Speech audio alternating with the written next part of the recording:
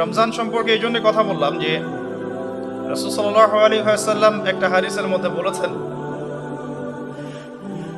যে তিন শ্রেণীর ব্যক্তির জন্য ধ্বংস, তিন শ্রেণীর ব্যক্তির জন্য ধ্বংস, লাআনত বা অভিশাপ।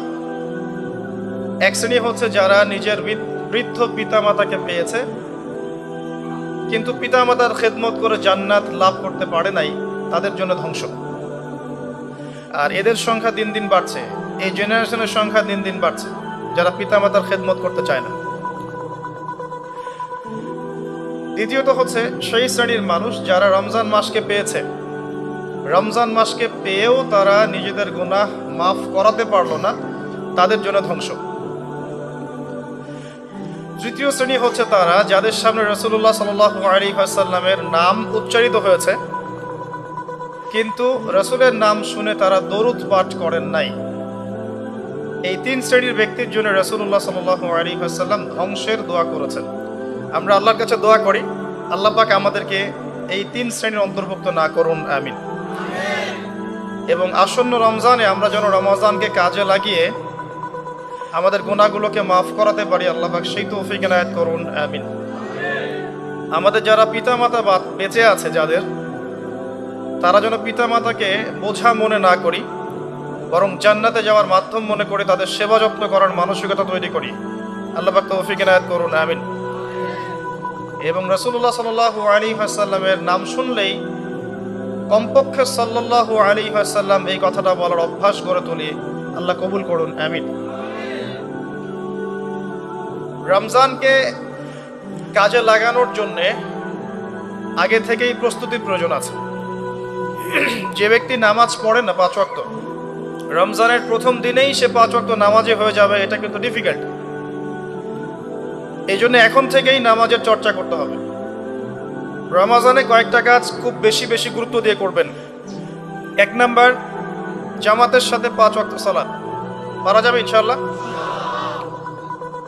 2 নাম্বার, নিজের মালের যাকাত দিয়ে দিবেন।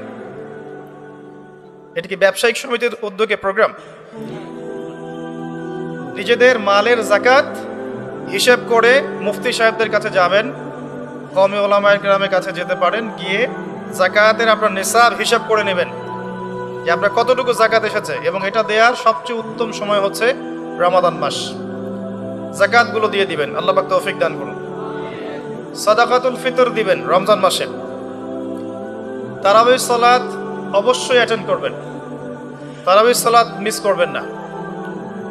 পরিবারের ব্যক্তিদেরকে একসাথে নিয়ে ইফতার করবেন, আলাদা আলাদা করে করবেন না।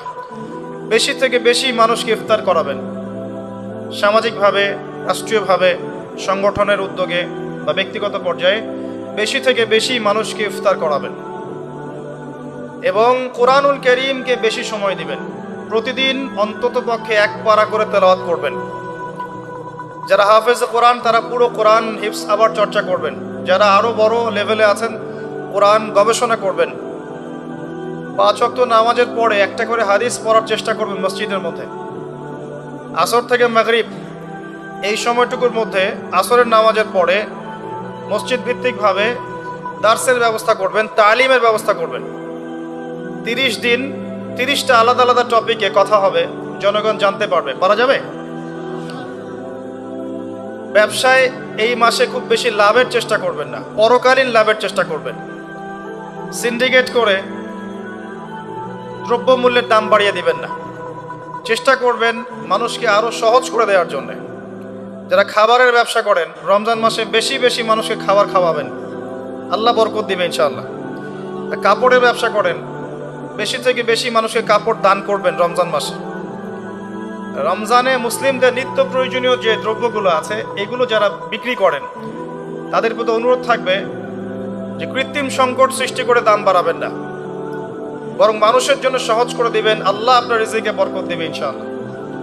বিশ্বের প্রায় প্রতিটা মুসলিম কান্ট্রিতেই রমজান মাসে দ্রব্যমূল্যের দাম নিয়ন্ত্রণে থাকে, কমে যায়, ইল্লাল বাংলাদেশ ছাড়া। কিন্তু আমরাই 90% মুসলিমের দেশ। এই মাস লাভের মাস, পরকালীন লাভের মাস, দুনিয়ার লাভের মাস নয়। বরং রমজান আসার আগেই পুরো মাসের বাজার এবং ঈদের শপিং করে ফেলে দিবেন। রমজান মাসে বেশি বেশি মার্কেটে যাবেন না এবং স্ত্রী সন্তানদেরকেও বেশি বেশি মার্কেটে যেতে দিবেন না, বরং এই মাসে পর্দা আরও বজায় রাখার চেষ্টা করবেন। রাস্তার মোড়ে মোড়ে যে হোটেলগুলো থাকে, ঘোমটা হোটেল, এই হোটেলের মালিকদের প্রতি নসিহত থাকবে যে আল্লাহকে ভয় করেন। হোটেলের বাইরে লিখে দিবেন মুসলিমদের জন্য খাওয়া আমার হোটেলে জায়েজ নাই। এটা করবেন, ঘোমটা না দিয়ে ওখানে লিখে দিবেন যে আপনি মুসলিম হয়ে থাকলে আল্লাহকে ভয় করুন, আমার হোটেলে মুসলমানদের জন্য আলাদা করে খাওয়ার কোনো জায়গা নাই রোজা রাখা অবস্থায়।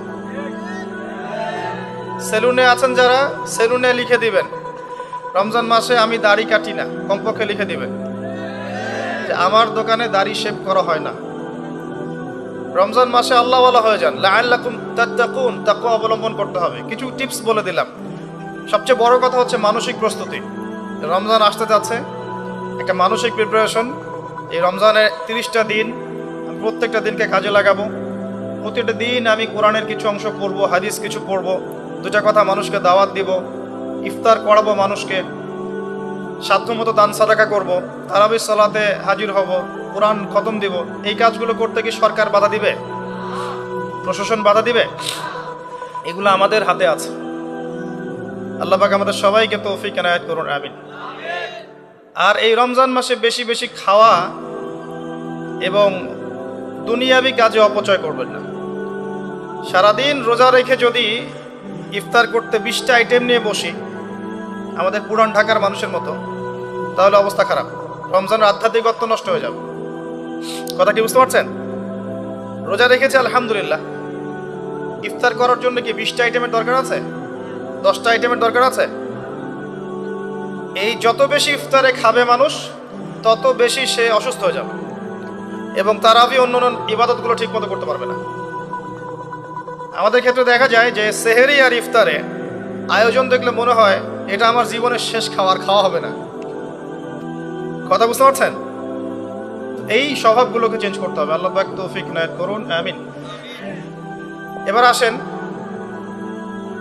মেরাজে যাওয়ার আগে আমরা রাসূলুল্লাহ সাল্লাল্লাহু আলাইহি ওয়াসাল্লামের জীবনীর সামন থেকে আসতে চাই। আর আমি যে কথাটা বলতে চেয়েছিলাম সেটা হচ্ছে রমজান আসার আগেই নবী সাল্লাল্লাহু আলাইহি ওয়াসাল্লামের জীবনী একবার পড়ে শেষ করবেন, ওয়াদা করেন। হাত উঁচু করেন, হাত নামান। সবচাইতে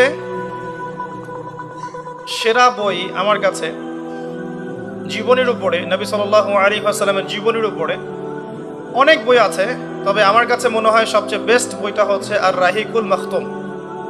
নাম মনে থাকবে? রাহিকুল মাখতুম, আল্লামা সফিউর রহমান মোবারকপুরী রাহিমাহুল্লাহ, যিনি এই সাবকন্টিনেন্টের মানুষ ছিলেন, তিনি বইটা লিখেছেন এবং বইটা 1182টা বইয়ের মধ্যে প্রথম স্থান অধিকার করেছে। 1182টা বা 83টা বইয়ের মধ্যে এই বইটা প্রথম স্থান অধিকার করেছে এই সৌদি আরবের কম্পিটিশনে। তো এই বইটার যে প্রাণবন্ত সিরাতের বই আমি আসলে পড়িনি, আর অনেক সিরাতের বই আছে এবং আমি অনুরোধ করব সিরাতের বেশি বেশি বই কিনবেন। একটা সিরাতের বইয়ে সব তথ্য হয়তো থাকবে না, এখানে ভেরিয়েশন আনতে হবে আপনাকে। বিভিন্ন সিরাতের বই কিনবেন, কিন্তু আর রাহিকুল মাখতুম বইটা মাস্ট বি পড়ার চেষ্টা করেন। রমজান মাস আসার আগেই বইটা শেষ করবেন, ওয়াদা করেন ইনশাআল্লাহ। আল্লাহ পাক তৌফিক দান করুন। এবং রমজান মাস আসার আগেই কোরআন তেলাওয়াত শিখে নেবেন, ওয়াদা করেন। আগামীকাল থেকেই প্রয়োজনে স্থানীয় মসজিদে যিনি ইমাম আছেন, মুয়াজ্জিন সাহেব আছেন বা মাদ্রাসা শিক্ষকরা আছেন, তাদের কাছে যাবেন। 1 থেকে 2 মাসের বেশি সময় লাগার কথা না আপনার তাজবিদ শিখতে।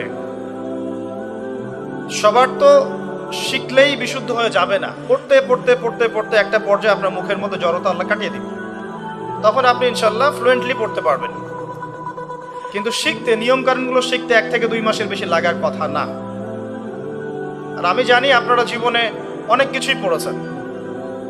আপনারা জীবনে এসএসসি, এইচএসসি, অনার্স মাস্টার সব করেছেন, বিবিএ, এমবিএ করেছেন, ডক্টরেট ডিগ্রি অর্জন করেছেন, মেডিকেল সায়েন্স পড়েছেন, কঠিন কঠিন সাবজেক্ট পড়েছেন, বাংলা সাহিত্য পড়েছেন, উপন্যাস পড়েছেন, শরৎচন্দ্র, বঙ্কিমচন্দ্র, হুমায়ুন আহমেদ সব পড়ে শেষ করে ফেলেছেন। রবীন্দ্র নজরুল তো শেষ আগেই।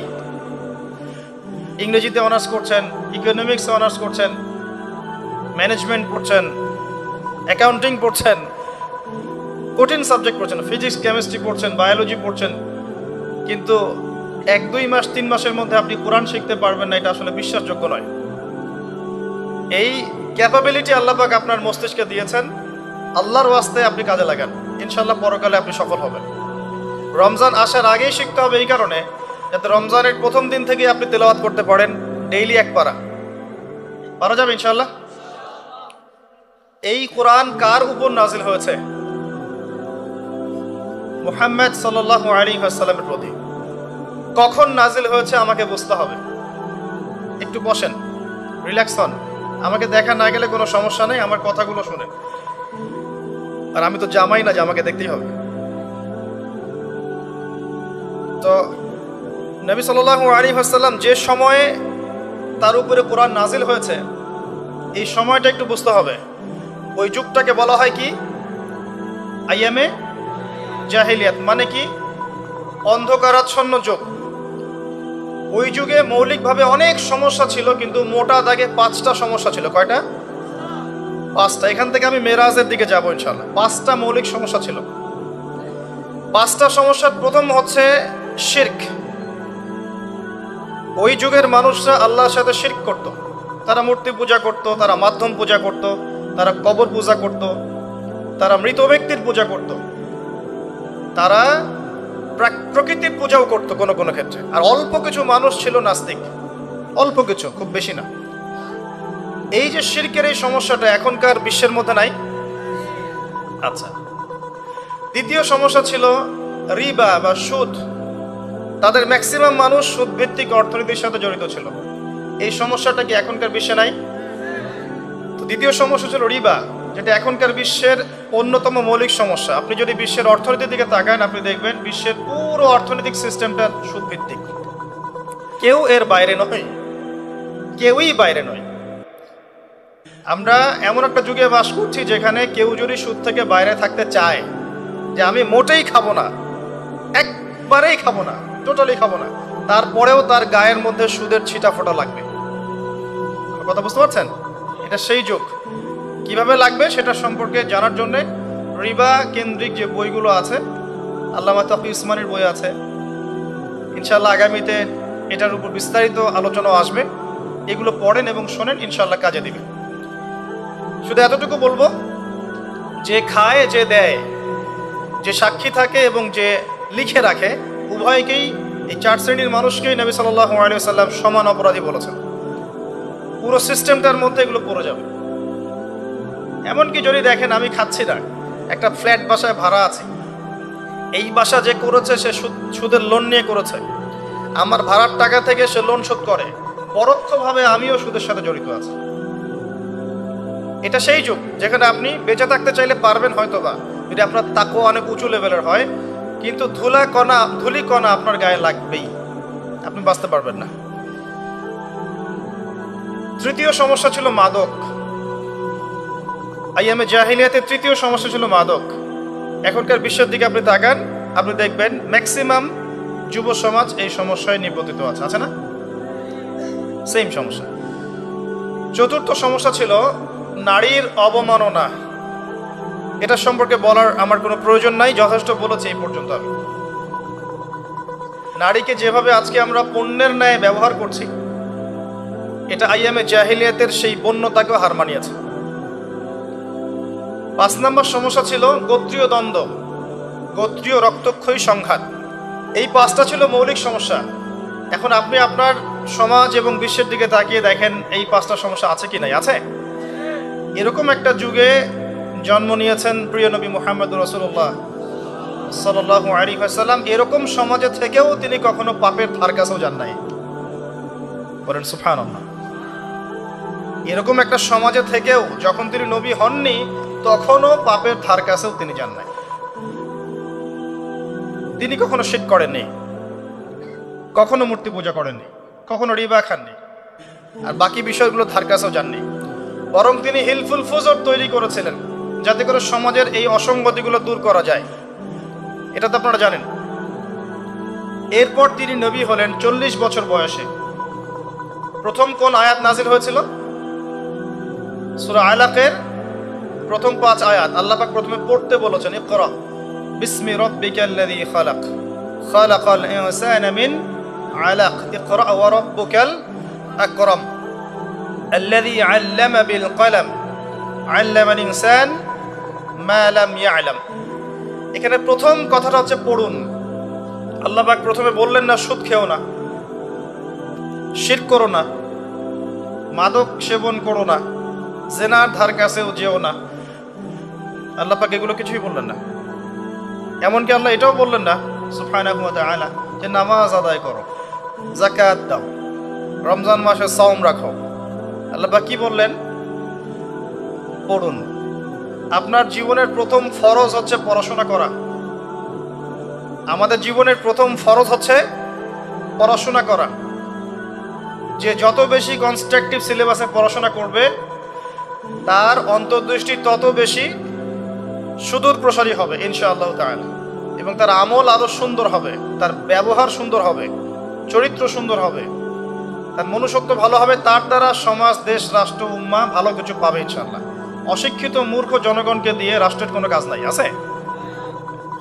শিক্ষাটা হতে হবে এমন জ্ঞান, ইকরা বিসমি রাব্বিকাল্লাযী খালাক, পড়ুন আপনার সেই রবের নামে যিনি আপনাকে সৃষ্টি করেছেন। যে জ্ঞান আপনাকে আপনার স্রষ্টা, ওদের ভাষা ব্যবহার করে বলছি, আপনার ইলাহ আল্লাহর দিকে নিয়ে যাবে, সেটাই প্রকৃত জ্ঞান। যে জ্ঞানটা আপনাকে আল্লাহ থেকে দূরে সরাচ্ছে দিন দিন, এটা জ্ঞান নয়, এটা জাহেলিয়াত। আমি কি বুঝাতে পারছি? এবার আপনি চিন্তা করে দেখেন যে আপনার জ্ঞানটা আপনাকে কি আল্লাহর দিকে নিয়ে যাচ্ছে নাকি আল্লাহ থেকে দূরে সরাচ্ছে। এরপরে আপনি চিন্তা করবেন আপনি প্রকৃত জ্ঞানী কিনা। কেউ যদি অক্সফোর্ড, কেমব্রিজ, হার্ভার্ড থেকে পাশ করে আসে, এসে বলে যে পর্দা এটা সেকেলে প্রথা, ওই যুগে চলতো এই যুগে চলে না, এই ব্যক্তিকে আমরা জ্ঞানী বলতে পারি না। কেউ যদি বাইরে থেকে বড় ডিগ্রি এসে বলে যে ইসলাম আসলে এই যুগে চলে না, ওই যুগে চলতো, সুদের মধ্যেই আছে অগ্রগতি আর প্রগতি, ফ্রি মিক্সিং ভালো জিনিস, ছেলে মেয়ে একসাথে পথ চলবে, খারাপ কিছু না, মাদকদ্রব্য খাওয়াই যায়, মানুষ মাদকদ্রব্য খেলে ভালো কাজ করার উৎসাহ পাবে, এরকম কথাবার্তা যদি কেউ বলে, বা আল্লাহর হালালগুলোকে হারাম করে দেয়, হারামগুলোকে হালাল করে নেয়, এই ব্যক্তি বা এই সম্প্রদায়কে আমরা জ্ঞানী বলতে পারি না। কারণ তাদের জ্ঞান তাদেরকে আল্লাহ থেকে দূরে সরিয়ে দিয়েছে। ইকরা বিসমি রাব্বিকাল্লাযী খালাক, পড়ুন আপনার সেই রবের নামে যিনি আপনাকে সৃষ্টি করেছেন। খালাকাল ইনসানা মিন আলাক, যিনি মানুষকে সৃষ্টি করেছেন জমাট বাঁধা রক্তপিণ্ড থেকে। ইকরা ওয়া রাব্বুকাল আকরাম, পড়ুন আপনার রব মহামান্বিত। আল্লাযী আল্লামা বিল কলম, যিনি আপনাকে কলম দ্বারা জ্ঞান শিক্ষা দিয়েছেন। মানুষ জ্ঞান অর্জন করতে পারেনি, প্রথমে আল্লাহ মানুষকে জ্ঞান শিখিয়েছেন। এটাকে বিশ্বাস করেন? ওয়াল্লামা আদামাল আসমাআ কুল্লাহা, আমি আদমকে সমস্ত নাম শিক্ষা দিয়েছি। কে শিক্ষা দিয়েছেন? আদম আলাইহিস সালামের কি জ্ঞান ছিল? আমাদের জ্ঞান ছিল? আল্লাহ শিখিয়েছেন। আল্লামাল ইনসান মা লাম ইয়ালাম, মানুষকে সেই জ্ঞান শিক্ষা দিয়েছেন যা মানুষ জানতো না। এই আয়াত নিয়ে নবী সাল্লাল্লাহু আলাইহি ওয়াসাল্লামের নবুয়তের জিন্দেগি শুরু হলো। কত বছর জিন্দেগি ছিল নবুয়তের জিন্দেগি? বলতে পারবেন? 23 বছর। 23 বছর। আমরা কিন্তু লেকচারের শেষে একটা কুইজ কন্টেস্ট করব ইনশাআল্লাহ। 5টা থেকে 10টা প্রশ্ন করব ইনশাআল্লাহ। 10 জনকে আমরা পুরস্কৃত করব ইনশাআল্লাহ তাআলা। মনোযোগের সাথে লেকচার শুনবেন। এরপর নবী সাল্লাল্লাহু আলাইহি ওয়াসাল্লামের নবুয়তের জিন্দেগি শুরু হলো। 23 বছর। কত বছর? তার মধ্যে প্রথম 13 বছর হচ্ছে মক্কায়, আর পরের 10 বছর কোথায়? মদিনায়। খুব সংক্ষিপ্ত আকারে বলছি, প্রথম 3 বছর নবী সাল্লাল্লাহু আলাইহি ওয়াসাল্লাম গোপনে দাওয়াত দিয়েছেন। কিভাবে? একদম গোপনে গোপনে। প্রথমে বাড়ির লোকজনকে, তারপর নিকট আত্মীয় যারা তাদেরকে, তারপর যাদের সাথে সম্পর্ক ভালো ক্লোজ তাদেরকে, এরপরে আস্তে আস্তে আমভাবে। এটাই দাওয়াতি কাজের সুন্নাহ। এরপর চতুর্থ থেকে দশম এই সময়টুকুতে তিনি প্রকাশ্যে দাওয়াত শুরু করেছিলেন, তার সম্প্রদায়কে দাওয়াত দিলেন। যারা তার কথা বিশ্বাস করলো না, বেশিরভাগ মানুষই কুফরি করলো, বরং তারা ইসলাম যারা কবুল করেছে এদের উপরে নির্যাতন শুরু করলো। নির্যাতনের মাত্রা দিন দিন বাড়তে থাকলো। যখন হামজাহ এবং ওমর রাদিয়াল্লাহু আনহুমা তাদের মতো কিছু সাহাবী ইসলাম কবুল করলেন, ইসলাম তখন শক্তিশালী হওয়া শুরু করলো। তারপরেও নির্যাতনের মাত্রা বাড়তে থাকলো। এক পর্যায়ে সাহাবীরা হিজরত করলেন আবিসিনিয়ায়। কোথায়? আবিসিনিয়ায়। প্রথম হিজরত মদিনায় হয়নি, প্রথম হিজরত আবিসিনিয়ায়। এটা হচ্ছে ইথিওপিয়ার পাশে, এখনকার মানচিত্রে ইরিত্রিয়া নামে একটা জায়গা আছে, দেখেছেন কখনো? বিশ্বের ম্যাপ দেখেছেন কখনো? বিসিএস কোচিং যারা করছেন তাদের তো জানার কথা। ইরিত্রিয়া ছিল সেই জায়গা যেখানে হিজরত করেছিলেন সাহাবীরা। সেখানে একজন বাদশাহ ছিলেন, তার নাম বাদশাহ নাজাশী। তিনি একজন খ্রিস্টান ছিলেন, কিন্তু ভালো খ্রিস্টান ছিলেন, সৎ। তিনি মুসলিমদেরকে আশ্রয় দিয়েছিলেন এবং তার রাজ্যে মুসলিমরা নিরাপদে ছিল, বসবাস করেছে দীর্ঘদিন। পরবর্তীতে এই বাদশাহ নাজাশী ইসলাম কবুল করে মুসলিম হন। মারা গেলে নবী সাল্লাল্লাহু আলাইহি ওয়াসাল্লাম তার গায়েবানা জানাজার নামাজও পড়েছেন। এরপরে কুরাইশদের অত্যাচার পর্যায়ে নবী সাল্লাল্লাহু আলাইহি ওয়াসাল্লাম তায়েফে হিজরত করেন, চেষ্টা করেন তায়েফবাসীকে বোঝানোর জন্য।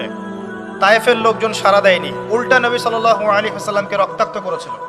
তিনি ফিরে আসেন মক্কায়। আবারও মক্কায় ফিরে আসার পরে অল্প দিনের ব্যবধানে, বেশি দিন না, মাত্র অল্প দিন, 3 দিন 7 দিন, কেউ বলেছে 3 মাস, এইটুকু ব্যবধানে প্রথমে চাচা আবু তালেব, তারপরে স্ত্রী খাদিজা রাদিয়াল্লাহু আনহা, তারা ইন্তেকাল করেন। এবং নবী সাল্লাল্লাহু আলাইহি ওয়াসাল্লামের এই শেষ আশ্রয়স্থল আবু তালেব, সেটাও শেষ হয়ে যায়। তার স্ত্রী খাদিজা রাদিয়াল্লাহু আনহা আল্লাহর কাছে চলে যান। এই সময়টাতে নবী সাল্লাল্লাহু আলাইহি ওয়াসাল্লাম প্রচন্ড মানসিক কষ্টে ছিলেন। আল্লাহ পাক এইরকম একটা সময়ে মেরাজের ঘটনা ঘটিয়েছে, বলে সুবহানাল্লাহ।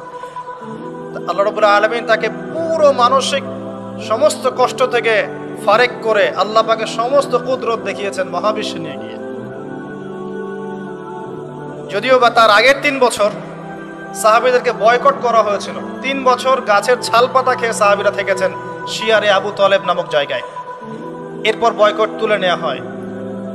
তারপর এই আমুল হুজন আসে। এর পরের বছর ইয়াসরিব বা মদিনা থেকে 6 জন যুবক এসে ইসলাম কবুল করে, বলে সুবহানাল্লাহ। তাদের নেতা ছিলেন আসাদ বিন জুরারাহ রাদিয়াল্লাহু আনহু। তিনি ফিরে যান মদিনায়। পরের বছর আবার 6 জনকে নিয়ে আসেন, টোটাল 12 জন। এই 12 জন মুসলিম হয়ে আবার মদিনায় ফিরে যান। এই 12 জনের সাথে আল্লাহর নবী সাল্লাল্লাহু আলাইহি ওয়াসাল্লাম একজন সাহাবীকে পাঠিয়ে দেন দায়ী হিসেবে। তার নাম মুসআব বিন উমাইর রাদিয়াল্লাহু আনহু। মুসআব বিন উমাইর রাদিয়াল্লাহু আনহু। প্রশ্ন কিন্তু আসবে, ভালো করে মনে রাখতে থাকেন। এরপরে মুসআব বিন উমাইর রাদিয়াল্লাহু আনহু এই 12 জন সাহাবীর সাথে যান মদিনায়। মদিনার আগের নাম ছিল ইয়াসরিব। কি নাম? ইয়াসরিব। এর পরের বছর মোট 75 জন, 73 জন পুরুষ আর 2 জন নারী, আওস এবং খাজরাজ গোত্রের, তারা আসেন। এসে নবী সাল্লাল্লাহু আলাইহি ওয়াসাল্লামের হাতে হাত রেখে বায়াত করেন। মহিলারা হাতে হাত রাখে নাই, পুরুষেরা হাতে হাত রেখেছিল। আমাদের নবীজি মহিলাদের হাতে কখনো হাত রেখে বায়াত করার নাই। এখন অনেক ভণ্ড পীর দেখা যায় মহিলাদের হাতে হাত রেখে বায়াত করাচ্ছে। মহিলাটা হাত ধরে বায়াত করাতে হয়? মহিলাটা মৌখিক বায়াত করবে। তো 75 জন সাহাবী এসে ইসলাম কবুল করে আবার চলে যান মদিনায়। এই যে 75 জন ইসলাম কবুল করলেন, মদিনার বিশাল একটা জনগোষ্ঠী, কিন্তু 75 জন কম নয়, কারণ ওইখানে জনসংখ্যা এত বেশি ছিল না। তারপরের বছর নবী সাল্লাল্লাহু আলাইহি ওয়াসাল্লাম নিজে এবং সাহাবীরা সবাই গিয়ে হিজরত করেন মদিনায়। কথা বুঝতে পারছেন? এই যে নতুন একটা রাষ্ট্রের জন্ম হলো, মক্কা থেকে সবাই এখন মদিনায়। মক্কায় ঘরবাড়ি ছেড়ে দিয়ে নিঃস্ব হাতে, খালি হাতে, আল্লাহর উপর তাওয়াক্কুল করে। ওখানে আনসারী সাহাবীরা তাদেরকে বরণ করে নিলেন। এমনভাবে বরণ করলেন যে কারো যদি 2টা জমি থাকে, একটা জমি দিয়ে দিয়েছে। কারো দুইটা বাড়ি থাকলে একটা বাড়ি দিয়ে দিয়েছে। এমনভাবে বরণ করে নেন। নতুন রাষ্ট্র হলো, নবী সাল্লাল্লাহু আলাইহি ওয়াসাল্লাম সেখানে মদিনা সনদ করলেন, ওখানকার ইহুদিদের সাথে চুক্তি হলো, ওখানকার জনগণের সাথে চুক্তি হলো, এবং আমরা শান্তিপূর্ণ একটা রাষ্ট্র পেলাম। এরপর নবী সাল্লাল্লাহু আলাইহি ওয়াসাল্লাম সেখানে অর্থনীতি সমৃদ্ধ করতে লাগলেন, সামরিক বাহিনী সমৃদ্ধ করতে লাগলেন, অস্ত্রশস্ত্র সবকিছু হতে লাগলো, একটা রাষ্ট্রের যা যা প্রয়োজন সবকিছু সেখানে হতে লাগলো। এক পর্যায়ে আবু সুফিয়ানের বাণিজ্যিক কাফেলাকে আক্রমণকে কেন্দ্র করে বদরের যুদ্ধ হয়ে গেল। আর এই বদরের যুদ্ধে আমরা অল্প সংখ্যক সৈন্য নিয়ে বড় বাহিনীর বিরুদ্ধে জয়লাভ করলাম। ইসলামের ইতিহাসে প্রথম সশস্ত্র যুদ্ধ। কথা বুঝতে পারছেন? এর পরের বছর হলো উহুদ, যে যুদ্ধে আমরা প্রায় জিতে গিয়েছিলাম। আমাদের একটা ভুলের কারণে সাময়িক বিপর্যয়ের সম্মুখীন হলাম। আমরা উহুদের সাময়িক বিপর্যয়ের সম্মুখীন হলাম। 70 জন সাহাবী শহীদ হয়ে গেল। আমাদের নবীজি স্বয়ং নিজেও সেই যুদ্ধে মার খেয়েছেন একটা ভুলের কারণে। সেখান থেকে নামবে না, সাহাবীরা কয়েকজন নেমে এসেছিলেন। ব্যাস, পুরো দেখবেন, সব বলে দেব না। এর পরের বছর খন্দকের যুদ্ধে 3-4 মাস অবরোধ করে রাখা হয় মদিনাকে। শেষমেশ তারা কিছুই লাভ করতে পারলো না, ফিরে চলে গেল। এরপর থেকে মুসলিমরা আক্রমণাত্মক যুদ্ধ শুরু করলো। একে একে বিভিন্ন গাজওয়া এবং সারিয়া হতে লাগলো। মুসলিমরা সমৃদ্ধ হতে লাগলো, সম্পদ বাড়তে লাগলো, জনবল বাড়তে লাগলো, অর্থনীতি সমৃদ্ধ হতে লাগলো, অস্ত্রশস্ত্র বাড়তে লাগলো। সব ডিপার্টমেন্ট থেকে আমরা রাইজ করতে লাগলাম। শুধু তাই না, পররাষ্ট্র নীতিও ইমপ্লিমেন্ট করা হলো। বিভিন্ন রাষ্ট্রপ্রধানদের কাছে চিঠি পাঠানো হচ্ছে। এর মধ্যে একবার নবী সাল্লাল্লাহু আলাইহি ওয়াসাল্লাম স্বপ্নে দেখলেন তিনি মক্কা তাওয়াফ করছেন, কাবা তাওয়াফ করছেন। সাহাবীরা বুঝে নিলেন যে আমরা মক্কায় যাচ্ছি। তারা মক্কায় যাওয়া শুরু করলেন। 1400 সাহাবী। হুদাইবিয়া নামক জায়গায় আটকে দেওয়া হলো, যাওয়া যাবে না, এই বছর ফেরত যেতে হবে, পরের বছর আসতে হবে। তোমাদের কেউ আমাদের দলে আসলে ফেরত দিব না, আমাদের কেউ তোমাদের দলে গেলে ফেরত দিতে হবে। আগামী 10 বছর আমরা কেউ কারোর সাথে যুদ্ধ করব না। আগামী বছর তোমরা করতে আসবে মাত্র 3 দিনের জন্য, কোনো অস্ত্র সাথে আনা যাবে না। সবগুলোতে নবীজি বললেন ঠিক আছে, ডিল, কোনো সমস্যা নেই। তারা ফেরত চলে গেলেন। ওই বছর উমরা করা হলো না। নবীজি ফেরত গিয়েই খায়বার আক্রমণ করলেন। খায়বার ইহুদিরা ছিল, ইহুদিদেরকে পরাজিত করা হলো। খায়বার মুসলিমদের দখলে চলে আসলো। এর আগে আরো 2টা ইহুদি কওমকে সেখান থেকে, মদিনা থেকে বহিষ্কার করা হয়। একটা বনু নাজির, একটা হচ্ছে বনু কাইনুকা। আর খন্দকের যুদ্ধে বহিষ্কার করা হয় বনু কুরাইজাকে। এরা সবাই খায়বার আশ্রয় নিয়েছিল। খায়বারকে আক্রমণ করে ইহুদিদেরকে আরব উপদ্বীপ থেকে বের করে দেওয়া। তার পরের বছর হচ্ছে মক্কা বিজয়। নবী সাল্লাল্লাহু আলাইহি ওয়াসাল্লাম মক্কা বিজয় করলেন। মক্কার সমস্ত মূর্তিগুলো ভেঙে ফেললেন। বেলাল রাদিয়াল্লাহু আনহু কাবা ঘরের উপর উঠে আযান দিলেন। নবীজি সবাইকে মাফ করে দিলেন। দলে দলে মানুষ ইসলাম কবুল করলো। সূরা নসর নাজিল হলো, ইজা জাআ নাসরুল্লাহি ওয়াল ফাতহ। সূরা মাইদা 3 নম্বর আয়াত নাজিল হলো। এরপর নবীজি মদিনায় ফিরে গেলেন। তার মাঝে হুনাইনের যুদ্ধ হয়েছে, এর আগে একটা মোতার যুদ্ধ হয়েছে, তারপর একটা তাবুক যুদ্ধ হয়েছে। ব্যাস, এরপরে মদিনায় ফিরে গিয়ে মাত্র 81 বা 83 দিন নবীজি বেঁচে ছিলেন। তিনি বলে গেলেন তার আগে বিদায় হজের ভাষণে, তোমরা সবাই ভাই ভাই, সাদার উপর কালো, কালোর উপর সাদা, ধনীর উপর গরিব, গরিবের উপর ধনী, আরবের উপর অনরব, অনরবের উপর আরব, কোনো ভেদাভেদ নাই। তোমরা সবাই আদম সন্তান, আদম মাটির সন্তান।